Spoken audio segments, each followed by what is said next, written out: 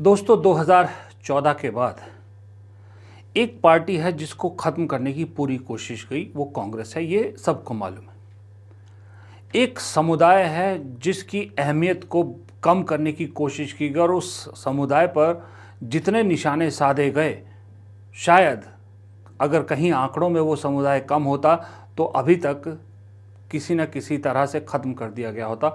वो समुदाय है मुसलमान।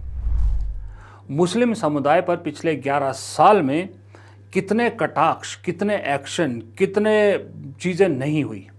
हर तरह से इस समुदाय को निस्तो नाबूद करने की कोशिश की गई, लेकिन ऊपर वाले की मेहरबानी कहिए या इस समुदाय के लोगों से जुड़े कि अपनी ज़ील कहिए कि देश का मुसलमान आज भी खड़ा है।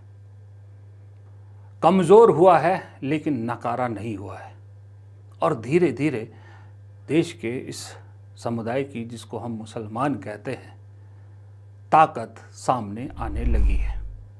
11 साल में कोशिश की गई कि इस समुदाय का कम से कम पॉलिटिकल, राजनीतिक जो अस्तित्व है उसको तो ख़त्म किया जाए, लेकिन उसको ख़त्म नहीं कर पाए। कभी औरंगज़ेब के नाम पर, कभी 80-20 के नाम पर, तो कभी मुग़लों के नाम पर, कभी देशभक्ति के नाम पर, कभी लव जिहाद के नाम पर, कभी गोरक्षा के नाम पर, हर तरह से कोशिश की गई कि इस समुदाय को इतना दबा दिया जाए कि अगर वोट है भी इसके पास तो वो वोट किसी को डले ही नहीं। इन्हें इतना डरा दो कि घर से निकले ही नहीं। ये हर चुनाव में कोशिश की गई, लेकिन फिर भी मुस्लिम समुदाय कुछ वक्त दबा ज़रूर, लेकिन डरा नहीं और धीरे धीरे अपनी ताकत दिखाता रहा। इसका असर ये हुआ कि जो बिखरा हुआ मुस्लिम समुदाय था वो धीरे धीरे एकजुट होता नज़र आ रहा है। अब जब मुस्लिम समुदाय एकजुट होता नज़र आ रहा है और देश के ज़्यादातर हिस्सों में एक पार्टी यानी कांग्रेस के पीछे धीरे धीरे खड़ा होता नज़र आ रहा है, तो मुसलमान की ताकत भी अब महसूस होने लगी है। ये मुसलमान समुदाय की ताकत है कि आज मोदी जी, बीजेपी ऐलान कर रही है कि आने वाले वक्त में 32 लाख मुसलमानों को, जो गरीब मुसलमान हैं, उन्हें सौगाते मोदी नाम की किट या गिफ्ट दिए जाएंगे। सोचिए, वो बीजेपी, जिस बीजेपी की पूरी राजनीति मुसलमान से नफ़रत पर टिकी हुई है, वो बीजेपी मुसलमानों को सौगाते मोदी भेजना चाहती है। जिस मुसलमान के घर को, दुकान को निशाना बनाया जाता था, आज उसी मुसलमानों की इफ्तार पार्टी में बीजेपी संघ दोनों के नेता खूब पकवान खाते नज़र आ रहे हैं। ये कैसे हुआ? ये ऐसे हुआ कि 2024 के लोकसभा चुनाव ने मुसलमानों ने एक झटका दिया, एक झलक दिखाई कि हम डरेंगे नहीं, एक साथ होंगे तो उत्तर प्रदेश जैसे नतीजे निकलेंगे। और वो डर बीजेपी के दिल में ऐसा बैठ गया कि अब बीजेपी को लगने लगा है कि ये जो हमारी कोशिश थी कि मुसलमानों का कम से कम राजनीतिक तौर पर तो अस्तित्व ख़त्म कर दिया जाए, वो कहीं कामयाब होता नज़र नहीं आ रहा। इसलिए अब कोशिश की जा रही है कि धीरे धीरे मुसलमानों को अपनी तरफ लपेटने की कोशिश की जाए। हालांकि 11 साल में ऐसी मेंटालिटी बन गई है बीजेपी के नेताओं की, छुट भैया नेताओं की खास करके, कि वो आज भी मुसलमान के बारे में वही अनाप शनाप बक रहे हैं। लेकिन जिन गुरुओं के चक्कर में ये अंधभक्त चेले ये सब कर रहे हैं, वो सब गुरु शाम को मुसलमानों की इफ्तार पार्टी में बैठे पाए जाते हैं। वो उन्हें समझ में नहीं आ रहा। दावते इफ्तार, या यूँ कहें कि क्या नाम है वो मोदी का, सौगाते मोदी, हाँ नाम बड़ा वो है, सौगाते मोदी किट मुसलमानों को, 32 लाख मुसलमानों को भेजने का मतलब क्या है? अभी कोई ऐसा बहुत बड़ा चुनाव तो नहीं है बिहार के अलावा कि जहां मुस्लिम बहुत कुछ बदल सकते हैं, जिसका डर बीजेपी को सता रहा है। दरअसल ये डर विधानसभा चुनाव का नहीं, डर 2029 का पड़ गया है। रोज़ जिस तरह से मुसलमान कांग्रेस की तरफ इकट्ठा होता जा रहा है, वो 2029 के लिए एक यूँ लग रहा है कि बीजेपी को साफ दिख रहा है कि जो 80-20 की लड़ाई पे 20 जो है वो 80 पर भारी पड़ सकता है, क्योंकि 80 तो बटेगा और सब में बटेगा, लेकिन 20 एक ही जगह खड़ा मिलेगा। तो जिसके साथ 20 खड़ा होगा उसको 10 दूसरे 80 में से मिल जाए तो 30 हो जाता है। तो 30 के साथ गेम बदल जाती है। अब ये बीजेपी ने खुद अपने आप को जो है वो मुस्लिम फ्रेंडली दिखाने की कोशिश कर रही है, लेकिन इसके चक्कर में जो सहयोगी हैं वो भुगत रहे हैं। आप सोच सकते हैं, नीतीश कुमार की इफ्तार पार्टी में मुस्लिम समुदाय के संगठनों ने जाने से मना कर दिया, क्योंकि वक्फ बिल पर समर्थन किया था।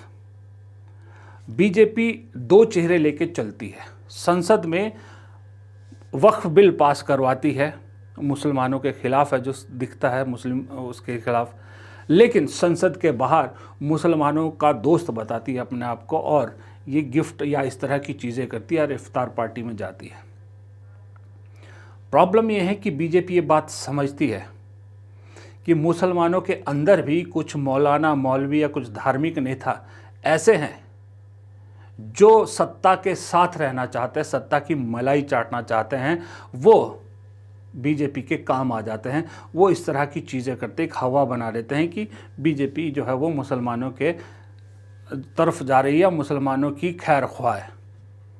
जबकि असल में संसद के अंदर क्या हुआ वो देखना चाहिए उन मौलवी मौलानाओं को, उन धार्मिक नेताओं को, कि सदन के अंदर की बीजेपी जो है वो असल बीजेपी। कानून तो सदन के अंदर बनते हैं, इफ्तार पार्टी में कानून नहीं बनते। नीतीश कुमार को ये बात समझ में आ रही है कि जो मुसलमान उनके साथ होता था, चाहे पूरा ना हो लेकिन काफ़ी मुसलमान उनके साथ होता था, आज वो मुसलमान उनकी इफ्तार पार्टी में आने से मना कर रहा है। वजह कि आपने बीजेपी का साथ दिया। आंध्र प्रदेश में चंद्रबाबू नायडू ये हीट धीरे धीरे महसूस कर रहे हैं। चंद्रबाबू नायडू इस वक्त ऐसे दोराहे पर खड़े हैं कि एक तरफ तो बीजेपी है जो साथी है, साथ देना पड़ेगा। उस चक्कर में, उस साथ देने के चक्कर में दो चीज़ें नायडू के हाथ से छूट रही है। पहला है कि उनकी एक एंटी मुस्लिम इमेज बन रही है बीजेपी का साथ देने के चक्कर में, मुसलमान उनसे छिटक रहा है। दूसरा दोराहा उनके लिए ये है कि दक्षिण बनाम उत्तर की लड़ाई में वो दक्षिण के साथ खड़े होते नज़र नहीं आ रहे, और ये वो अफोर्ड नहीं कर सकते। दोनों चीज़ें चंद्रबाबू नायडू अफोर्ड नहीं कर सकते। ना मुस्लिमों की नाराज़गी अफोर्ड कर सकते हैं, ना दक्षिण से अलग होना अफोर्ड कर सकते हैं। उन्हें झक मार के ये स्टालिन मतलब तमिलनाडु, केरल, कर्नाटक, तेलंगाना, इन सब के साथ खड़ा होना ही पड़ेगा। और जो दक्षिण बनाम अन्य भारत की लड़ाई या खाई जो खींची गई है, वहाँ उधर साथ देना ही पड़ेगा, वरना अगली बार क्या उससे पहले जितने चुनाव होंगे चंद्रबाबू नायडू को बहुत मुश्किलात होने वाली है। तो खामियाजा बीजेपी की जो 11 साल की कोशिश थी, उसका खामियाजा सहयोगियों को भुगतना पड़ रहा है, और बीजेपी मौका परस्त बनकर अब मुसलमानों को मक्खन लगाने की कोशिश कर रही है। तो ये एक क्लासिक एग्जाम्पल है कि आप किसी गलत का साथ देने का खामियाजा कैसे भुगतते हो, या किसी दोगले कैरेक्टर वाले इंसान का या पार्टी का साथ देने पर क्या आपका नुकसान हो सकता है। लेकिन बीजेपी की जो कोशिश है ये मुसलमानों की तरफ जाने की, अब दिक्कत बीजेपी के लिए ये हो गया कि वो इतनी आगे बढ़ गई है। आप सोचिए कि आपके आरएसएस के लोग इफ्तार पार्टी में जा रहे हैं, मोदी जी गिफ्ट भेज रहे हैं, लेकिन उत्तर प्रदेश जैसे देश के सबसे बड़े सूबे में, जहां सबसे ज़्यादा मुसलमान आबादी है, वहां का मुख्यमंत्री आज भी कहता है बटोगे तो कटोगे, आज भी कहता है 80-20 की लड़ाई है। तो ये जो कोशिशें बीजेपी कर रही है, इन कोशिशों को यहाँ ख़त्म कर दिया जाता है। और उससे नीचे की कतार के नेताओं में जाओ तो वो तो आज भी हर मस्जिद के नीचे मंदिर ढूंढना चाहते हैं, हर मस्जिद के आगे हुड़दंग करना चाहते हैं, उनको मोदी जी कैसे रोक पाएंगे? क्योंकि उनकी तो 11 साल में ऐसी ग्रूमिंग कर दी गई है कि मुसलमानों के खिलाफ जो नफ़रत उनमें भर दी गई है, उसे मिटाने के लिए कम से कम 30 साल लगेंगे बीजेपी को। तो मोदी जी के पास 30 साल है नहीं, क्योंकि मोदी जी 2029 में चौथी बार देश के प्रधानमंत्री बनना चाहते हैं। ये आज के दिन में उनकी सबसे बड़ी ख्वाहिश है कि वो चौथी बार प्रधानमंत्री बनना चाहते हैं। और चौथी बार प्रधानमंत्री के बनने के राह में जो सबसे बड़ा रोड़ा है, और वो रोड़ा है कांग्रेस और दूसरी क्षेत्रीय पार्टियां, कांग्रेस सबसे ज़्यादा, और कांग्रेस और क्षेत्रीय पार्टियों के पीछे जो सपोर्ट सिस्टम बन चुका है वो है देश का मुसलमान। इसलिए इनके सपोर्ट सिस्टम को ख़त्म करने की कोशिश कर रही है बीजेपी। लेकिन मुझे नहीं लगता कि 11 साल में जितनी नफ़रत बोई है वो इन 4 सालों में इतनी आसानी से मिट पाएगी, या मुसलमान इतनी जल्दी इन यादों को भूल पाएगा। फ़िलहाल इस वीडियो में इतना ही। प्रदीप चौहान को दीजिए इजाज़त। नमस्कार।